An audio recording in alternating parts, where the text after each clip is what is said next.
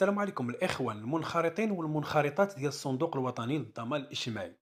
أخيرا الصندوق الوطني للضمان الاجتماعي سمع للمنخرطين ديالو ودار تحديث جديد في التطبيق ديال ماسينيسيس. كما كنعرفوا في الأول ملي كنا كنبغيو ندخلوا للتطبيق ديال ماسينيسيس كنا كنجبروا صعوبات كبيرة باش ندخلوا للتطبيق ديال ماسينيسيس. كنا كنبغيو نربطوا البطاقة الوطنية ديالنا مع التطبيق ديال ماسينيسيس، ما كيبغيش يتربط لينا. كنبغيو نربطوا البطاقة الوطنية ديالنا مع التطبيق ديال الهوية الرقمية، ما كيبغيش يتربط لينا، ولقينا بزاف ديال الصعوبات باش اننا نولجوا للتطبيق ديال ماسينيسيس. من بعد ما المنخرطين رفعوا الصوت ديالهم، الصندوق الوطني للضمان الاجتماعي سمع للمنخرطين ديالو ودار تحديث جديد في التطبيق ديال ماسينيسيس. يلاه اليوم دار تحديث في التطبيق ديال ماسينيسيس.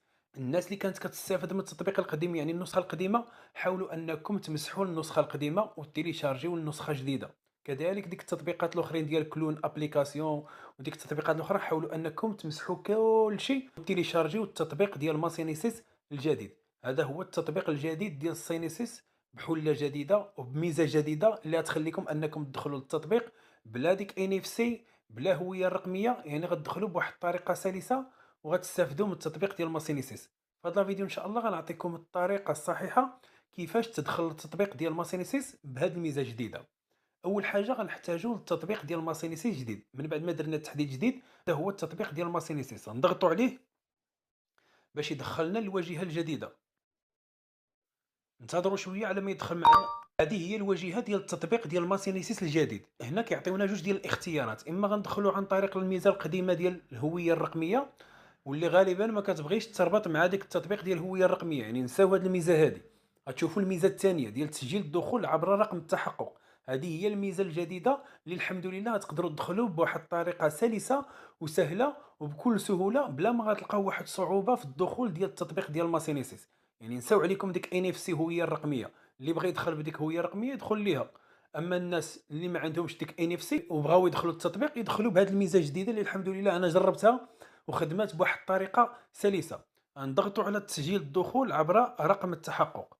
من بعد من غنضغطوا على هذا رمز التحقق غيطلبوا منا هنايا الرقم ديال التسجيل، هو ديك الماتريكول ديالك ديال لاسينيسيس. غنسجلوا الماتريكول ديالنا. من بعد ملي كندخلوا الماتريكول ديالنا كنديروا التالي. هنا كيطلبوا منك الهاتف ديالك، يعني الرقم ديال الهاتف ديالك اللي عاطيهم في التطبيق ديال ماسينيسيس، اللي عاطيهم في الضمان الاجتماعي، ضروري خصو يكون عندك. هنا غندخلوا الرقم ديال الهاتف ديالنا. من بعد ما كندخلوا الهاتف ديالنا غنديروا التالي. هنا غيصيفطوا لينا واحد الكود غيصيفطوه لينا في الهاتف ديالنا. هو هذا اللي جانا في الهاتف ديالنا، غنحاولوا ندخلوه. ماشي هنا، ماشي في كلمة المرور، في هاد المربعات الصغار. هاد المربعات الصغار هما اللي غتدخلوا فيهم ديك الكود اللي جاكم في الهاتف ديالكم. نحاول ندخل الكود. وهنا في كلمة المرور هو ديك الكود ديالك، المود باس ديالك ديال التطبيق ديال ماسينيسيس باش كتدخل. هذاك هو المود باس اللي غتدخل. من بعد ما درنا المود باس ديالنا ودخلنا ديك الكود اللي جانا في الهاتف ديالنا، غنديروا الدخول الى الحساب.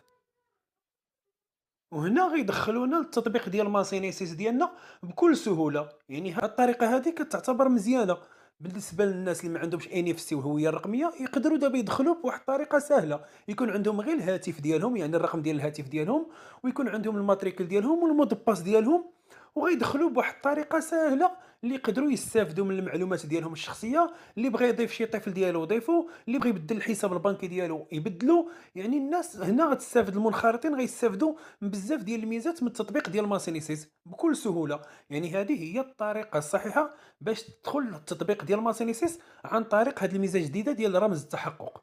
نتمنى من الله عز وجل ان هذه المعلومات تكون فاتكم، وما تنسوناش بلايك الفيديو، متابعه القناه فضلا وليس امرا. تحياتي لكم والسلام عليكم.